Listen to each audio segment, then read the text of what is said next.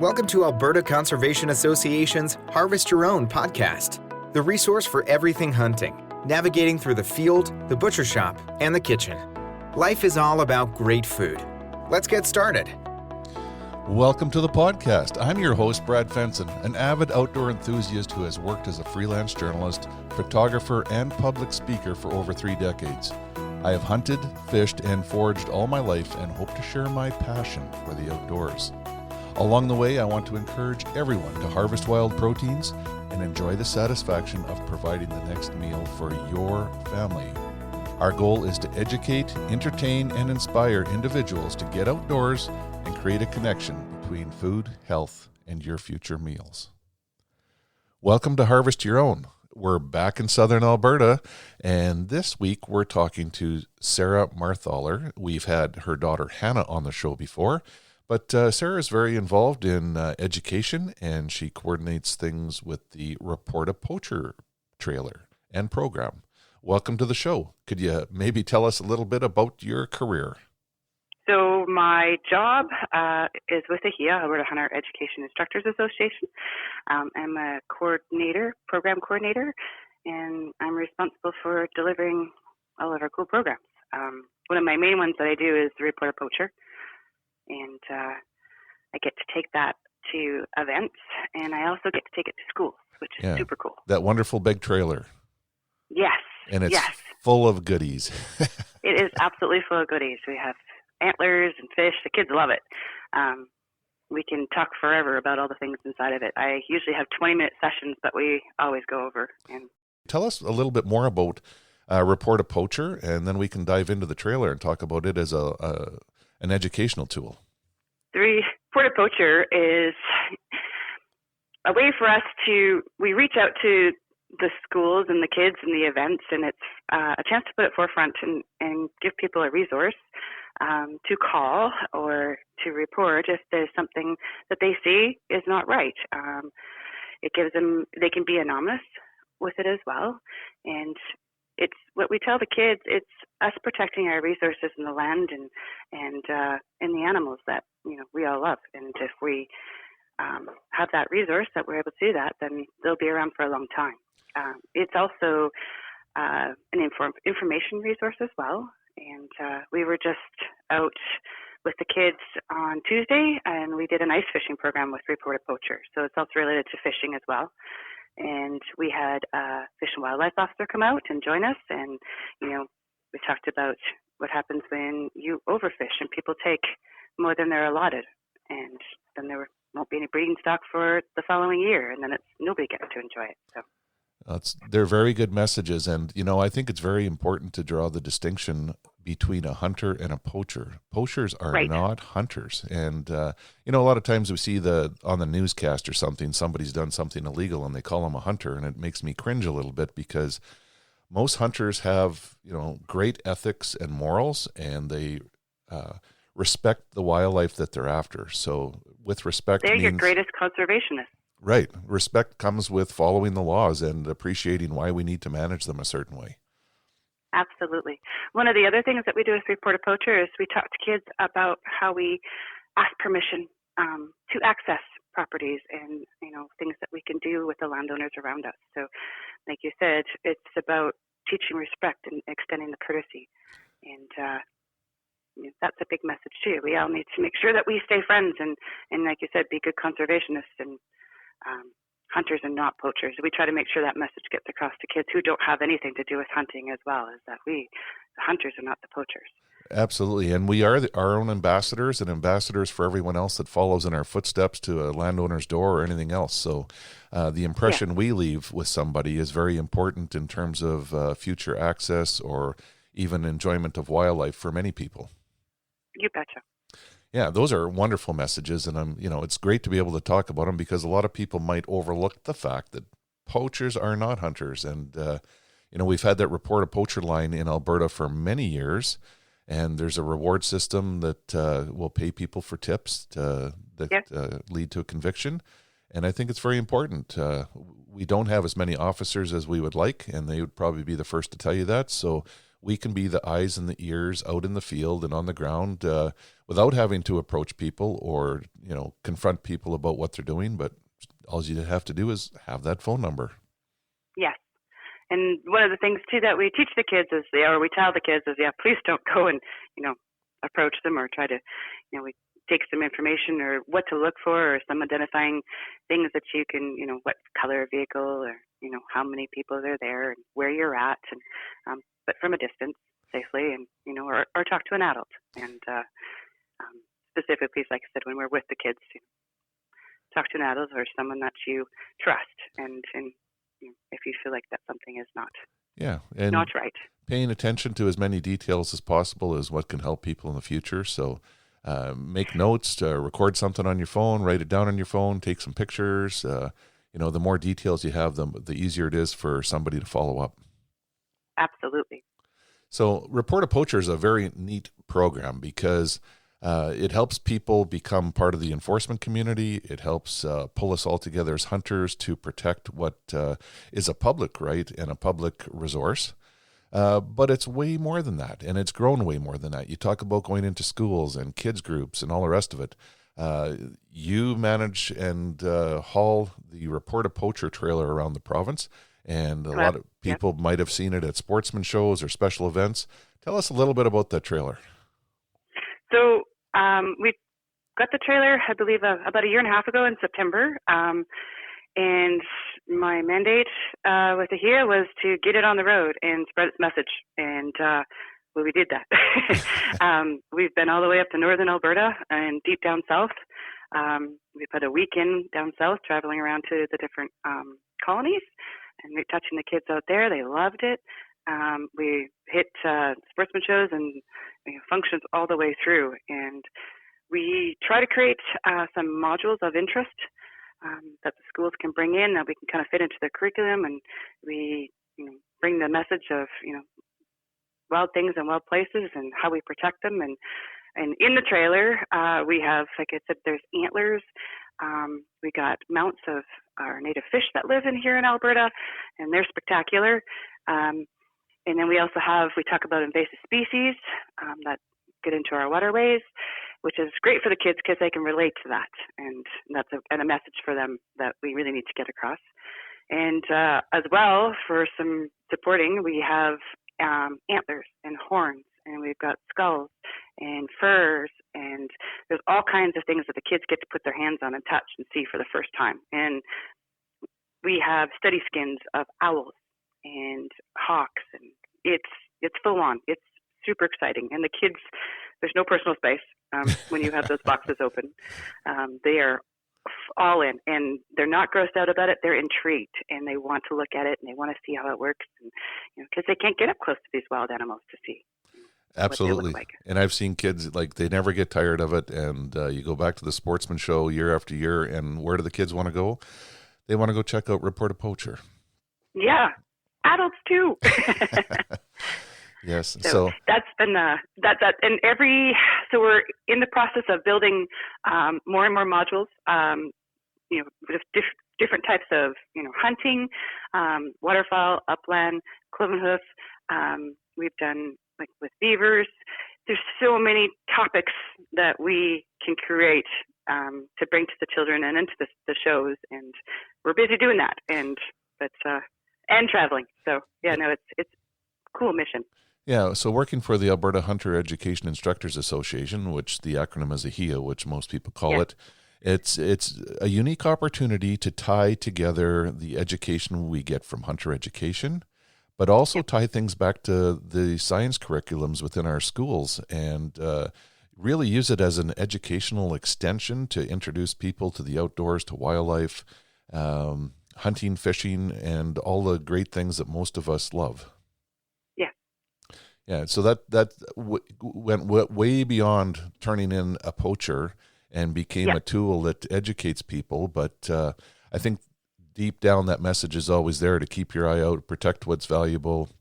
That resource is all of ours, and it's up to us. If we don't stand up for it, nobody else will. So that's right.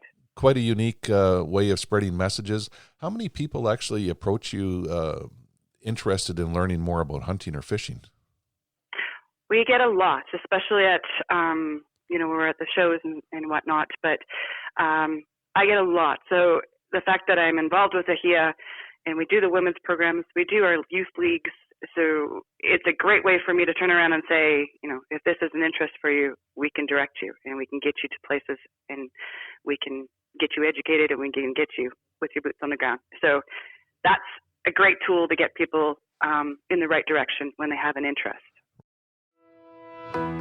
This podcast is produced for Harvest Your Own, a program dedicated to those who want to reconnect with food and health through their experiences outdoors. HarvestYourOwn.ca is a resource for individuals to learn more about hunting and the outdoors. There's information to get you started and ensure that your compass stays pointed in the right direction to be successful.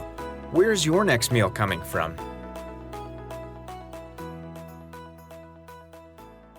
You have a very interesting path to help people and educate them. Could you tell us a little bit more about the women's programs that you work on? So I've had the opportunity and the pleasure to do one of our biggest ones is our outdoor women's program up at Alfred Lake. I think we had 150 women that come up. And our mission and our job is to teach them how to be outdoors women and how to be competent and have confidence and do things on their own if they wish. So we do, all different types of firearms. We do archery, crossbow. We teach them how to chainsaw. We did overnight survival. We did field dressing. We actually brought in some animals and we had two ladies. Hanah was one of them to teach how to field dress once they harvest their animal. Fishing, how to tie fly. There was, I don't know how many sessions there were, but it was a very, very busy week. And it's probably one of the most powerful programs that I've been involved with, where they're so excited. The women are so excited to be able to learn all this. They're great programs, and it's hands-on. It's not like you stand back and look at a manual or read things on the computer. You pick up a chainsaw, you get instructions, and then actually pick it up and use it and learn how to cut a log. Absolutely. And I think that's what they love the most about it is, like you just said, you're not reading about it, you're doing it. We're going to show you how to do it safely. And then, you're going to do it. And, it's powerful. It's empowering as an instructor, and it's also, it's empowering for the women that are there. Yeah. And a lot of them come from that program, and then we introduce them into our mentor hunting program afterwards, if that's where the path that they wish to do. And we had quite a few of them that I got to experience this year with that went on to do some mentor hunting. So it's a good process. It really is, because the outdoor women's program is so unique. I know you've touched on some of the things, but you can learn how to back up a trailer. But in the archery, you learn how to shoot properly, how to become proficient, what the right form is, and then you take it a step further and you teach people how to actually put up a tree stand and why you need a safety harness, how to wear it correctly, and you tie everything together, and they actually do it. Yes. So there's no better way to learn things than to experience it hands-on, be part of it, and actually do it yourself. So I already know. And it's in a safe environment too. It's there's no dumb questions.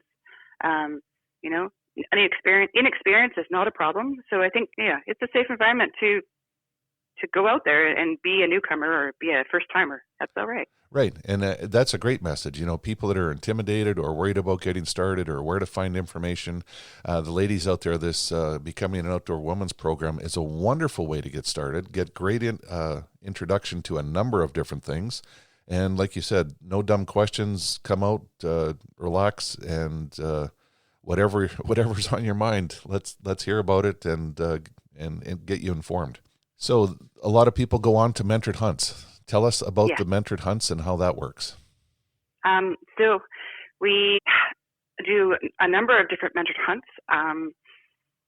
When we have the ladies at the Outdoor Women program, we have a session where we get together, and those that are interested in hunting, we have a couple of different leaders that talk to them about what is available in the fall.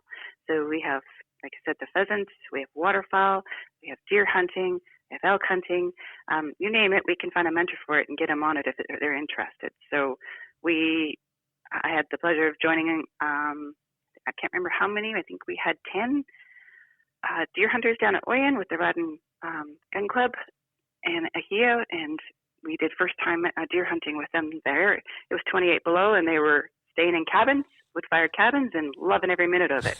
We had some great successes, and they were, and some of the women there were from the Outdoor Women's Program, which was fabulous to see them continue it on. And they were I was mentored up with one lady, and she wanted to learn to harvest her own food. And she was super excited to be able to be part of that whole process. And so that was one of the ones that we did. We did mentored pheasant hunting, and then we did some other deer hunting down south as well. It's what we can get them into, we will. If they're interested, we'll find somebody that'll mentor them, and we'll get it done. Yeah, and it's important to note that, people that don't know where to start, this is a great program. Like, AHEIA is going to take you to a spot where they already have access, where there's a good likelihood of running into the species that you're after. You're going to have somebody that has experience in finding the critters and dealing with them in the field, what to do after you shoot it, teach you the ethical and legal ways to do everything, and hopefully you're successful. You betcha. And like I said, with the mentors, when you were talking, that, they want you to be successful, and they're just as excited as you are to be out with you to share, the love of. So you probably know this as well as anyone, but most of us get more enjoyment now out of sharing that experience with somebody new than doing it ourselves. So there is a lot of room for mentorship in our province, and there's a lot of people looking for mentors. What if somebody's listening and wants to help become a mentor? How would they get involved? All they have to do, they can get a hold of us at Alberta Hunter Education at AHEIA. You can talk to any of us, and we have a great mentorship program there that we'll put them through. And we are in need of people who will share their experiences and their knowledge and, like you said, and their passion. And you're right, there is more gratification sometimes of introducing someone new and having them be successful. It's just as rewarding. And maybe people have, if they're thinking about becoming a mentor, maybe they haven't hunted for a while, or, this is a great avenue to get back into it and to share. And no reason why, maybe your children have grown up and moved away, and so you don't have, you haven't taken them out for a while. We've got other children that would love to have the experience. So. Right. And what is entailed in the mentorship program that you offer? For the mentors? Yes. Yeah. You mentioned that people interested in becoming a mentor can come and take a course. Yes. And what do they cover in that course? So you were when you said it earlier before, we have the mentors that they teach, safe handling, how to access properties and how to talk to landowners, being ethical, learning how to hunt AHEIA's way, and how we teach with the hunter training and whatnot. So.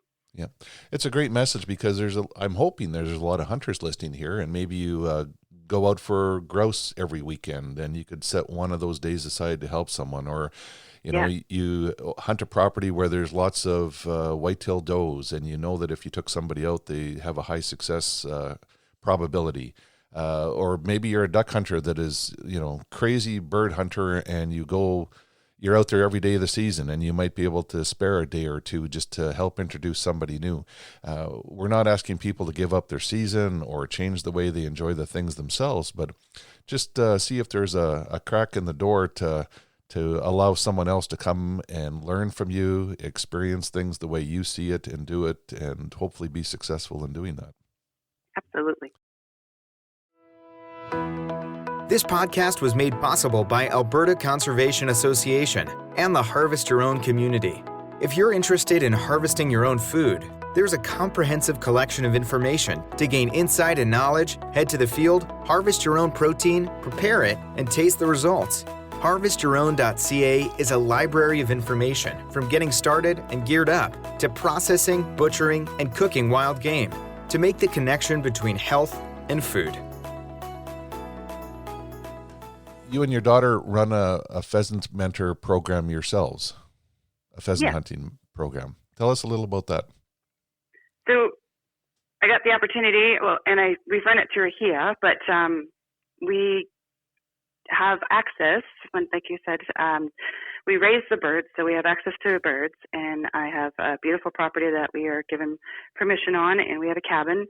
My daughter trains and raises the dogs for us now, and we brought out 17 new shooters this fall, or last fall, I guess. We're in the new year, and we introduced them to upland hunting and over pheasants. We introduced them to different pointing breed and a fleshing breed, and we did the ladies that came and the kids that came, we did trap shooting with them at the beginning. They've all handled a firearm before we got there in the first place, and then we got them hitting clays, and we took them out into the field. Each one had a mentor with them, so that they were shooting safe and in good zones, and we set them up on birds. And it was a very challenging day that we went out there. We had Southern Alberta 70K wind. Yeah, that would be very challenging. It was very challenging even for a seasoned bird hunter. The ladies laughed, they smiled. They shot a lot at birds. We were successful. We harvested some, and they got to experience, like I said, working over a pointing breed, and then we had the fleshing. And so what we did is we had them shoot or go out with mentors for 2 hours over one set of dogs, and then we came back and we switched, and they went out they switched dogs. And then in the afternoon, we did a field to table. So we showed the ladies how to dress and how to transport the birds, so you can identify them. But we did process them, and we cooked them. And we had a lovely meal together and talked about stories in the cabin out of the wind. And it was fantastic. That food experience is often the best way to hook people into coming back again. Yes, absolutely. Yeah, we weren't sure if everybody was going to get a bird, so we had some stuff prepped, ready to go. It was a great, I guess it was a field to table day that we did, and we did it on 2 separate days. So we did one with ladies, and then we came back later and did it with youth, and it was fantastic. How would people actually find more information on that? So you can, once again, through AHEIA, you can contact us through there, and we're getting ready for next year. We're already planning for next year. There's a really great community for upland hunters, and if we could put you in touch with somebody, if you're in an area, we can probably put you in touch with somebody who would be willing to mentor you out for the day, if you're not available to come up to the hunts.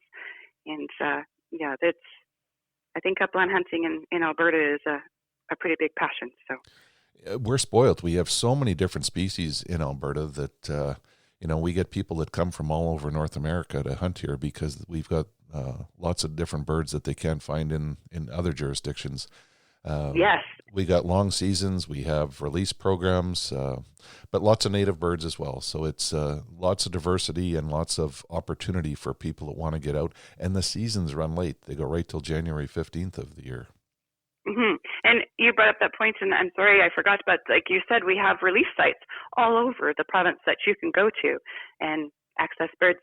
And we're very fortunate in Alberta. And you're right, there's lots of opportunity. And so if we can hook you up with a mentor if you're a first timer, we can absolutely do that. Yeah. The other thing that you pretty exciting. Oh, it always. And I still enjoy taking people out for the first time. And I've got friends that I'm very proud of that they make a point every year of taking out at least 1 or 2 groups of new hunters waterfowl hunting. So, most of the people that have gone with them have got hooked very quickly and become very avid duck and goose hunters, and having the right recipes, they actually want to get out and put more fowl in the freezer too. Absolutely. And we're excited too when the seasons come up and we're like, oh, we're running out of this or we're running out of that. And you betcha. And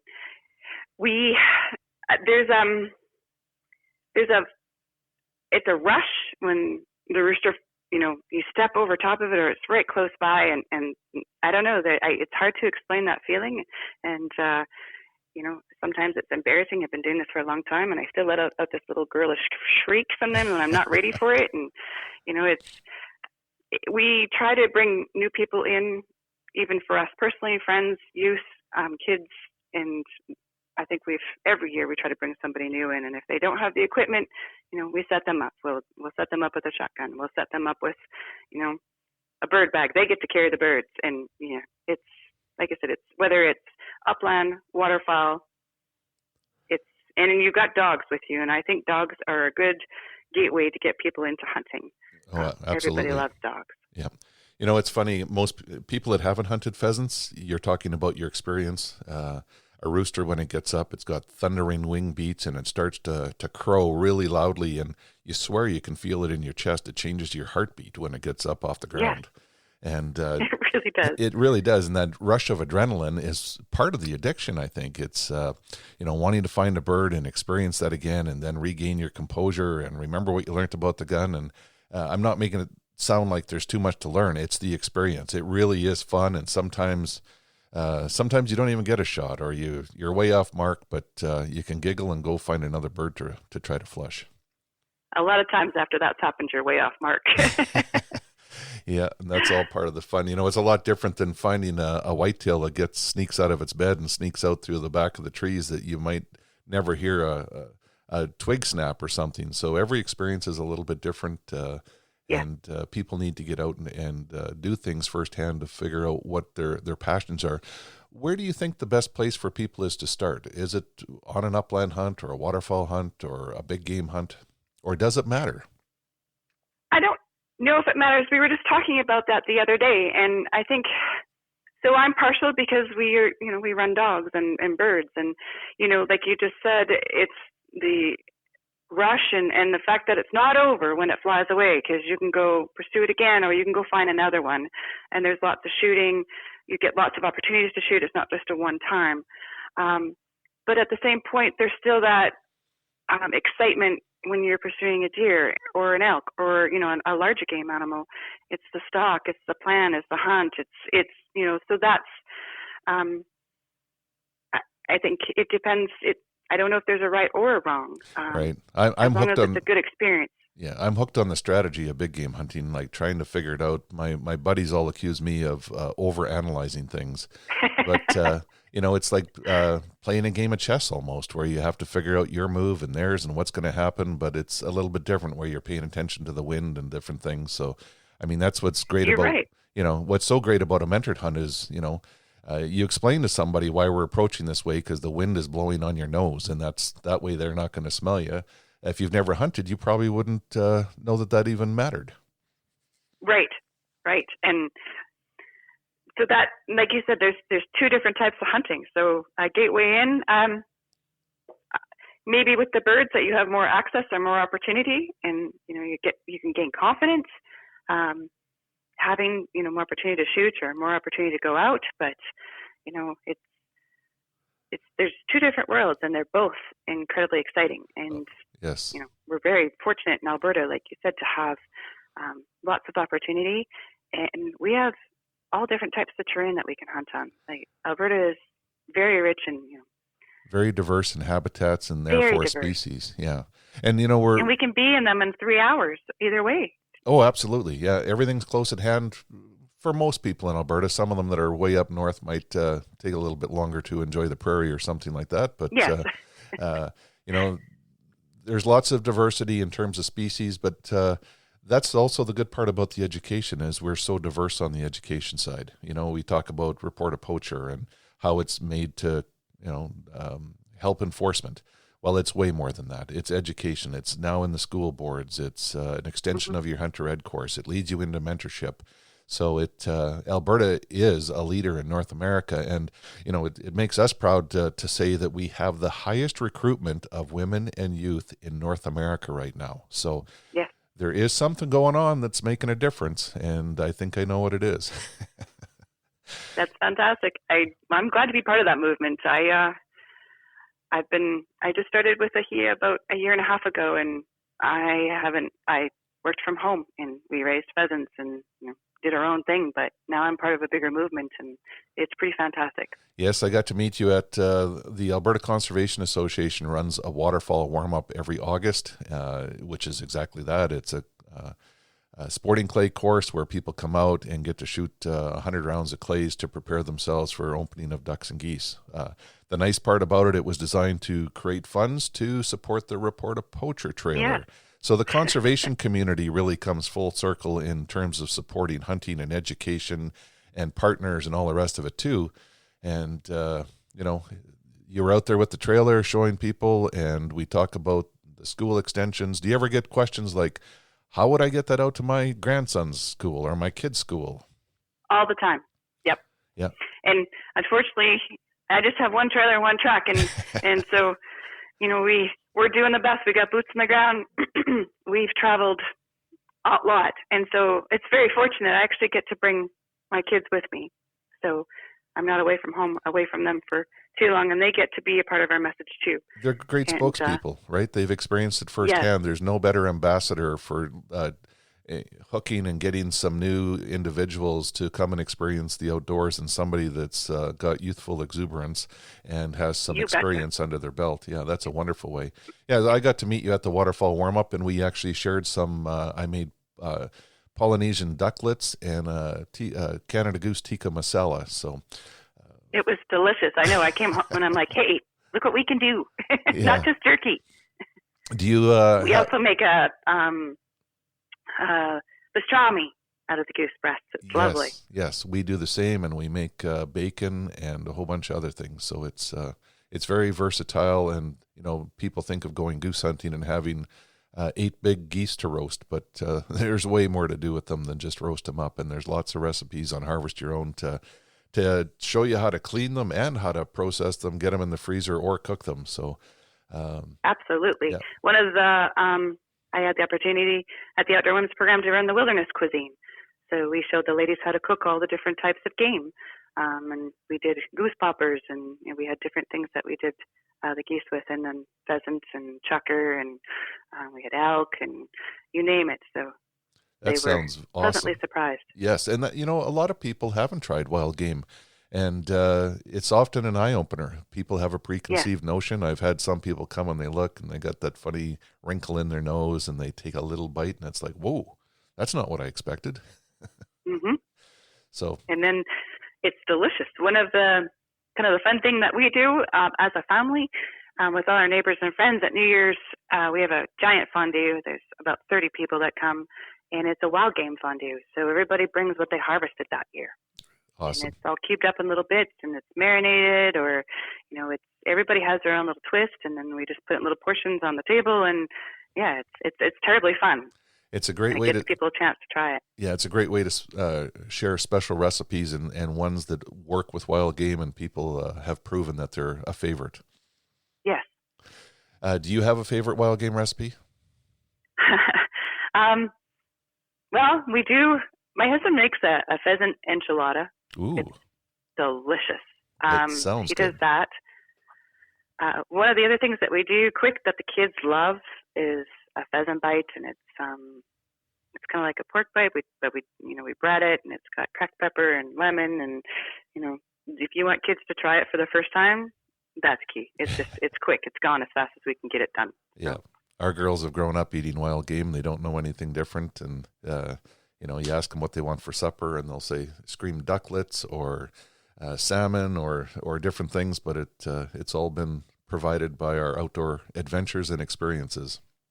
Oh, absolutely. One of our favorites, to be honest, is, deer steaks. And we have a family of 6. I got 4 daughters, and we're in basketball, and we're all over the country. And we come home, and, we get the cast pan out, and it's like fast fry with some deer steaks and some butter. And yeah, delicious. Sounds quick. Wonderful. Any parting words or of advice or information about people wanting to get into hunting?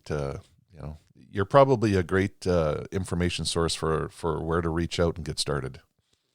Absolutely. So you can go to our website at AHEIA.com. You can reach out to anybody there. At the Calgary Firearms Center, we host and have, it's going to start April. We have an introduction to our leagues. If anybody is interested in, trying a firearm for the first time for shotgun, we have ladies and youth leagues there. We also do an archery league, and it's open to not just ladies and youth. It's just open to everybody. And then we're going to be at all the sportsman shows, so we have a huge presence there, and anybody will direct you to where, if you come and talk to any of us, we'll direct you to whatever interest you have. And we also have all of our courses online. You can take your hunter training and your firearms course. There's a fishing edge course. There's oodles of information there that you can arm yourself with, so that when we get to the season, what I would suggest is do lots of reading, talk to people who do it, and then we'll take action and get you out there. Don't be shy. People are there to help you, and the resources are there. There's no better time to step up than now. And even if it's just a conversation. We got great people. Absolutely. Yeah, we have wonderful people, and the people that are mentoring, they really want you to be successful. We want to get people out. We want to share the love of hunting and fishing and being outside in the great outdoors, because I think that life has gotten too busy and it's passing us by quickly. So we need to stop. Society has changed, but I want to thank you personally for sharing the message about encouraging people to come out and take hunter education, take part in mentored hunts, but also to encourage existing hunters to become mentors, because there's two sides to that equation, and I think it's very important. It sounds like you've been a mentor for years. You gain a lot of satisfaction from it. And I think if we had some new people try it, they would find that it's rewarding in more ways than they ever thought possible. Absolutely. Yeah.